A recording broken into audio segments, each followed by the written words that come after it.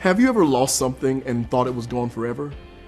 My wife and I have been married for almost 8 years now, and I love my marriage. I love my kids, but I also love my wedding ring. There's nothing like the fear you get when you think you've lost your wedding ring. Somebody's pausing right now for a chuckle because they know it's true. One day, I couldn't find it, and I was so afraid to tell my wife. She didn't notice until a few days later, and I was apologetic and sad and trying to figure out where it was. She offered then to help me look for it. We started cleaning the house. We looked through the cars. We're tearing things up. We're trying to backtrace our steps. It reminds me of a story where all the men of God were down at the Jordan River and were trying to find materials to build a space to worship God. And as they were cutting it down and gathering wood, somebody begins to wail because they lost the axe head that they were using. What's worse, it was borrowed.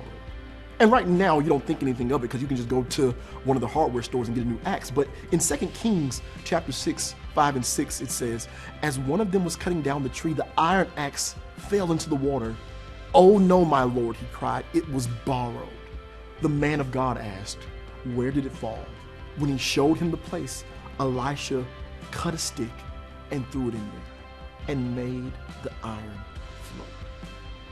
At the end of my personal story about our living room search for our ring, there in the middle section of the sofa was my ring, my wife's rings, which we didn't know were lost, my wife's watch, one of our bracelets. Our 2-year-old was making his very own treasure trove in the sofa. I was so excited. We were over the moon that we had found all these valuables. But honestly, how do you think this guy felt when he experienced that restoration? That restoration in 2 Kings chapter 6, when the man of God reaches out and makes that axe head swim out of the murky, dirty water of the Jordan River and restores this man's hope. I wish the same level of relief for you.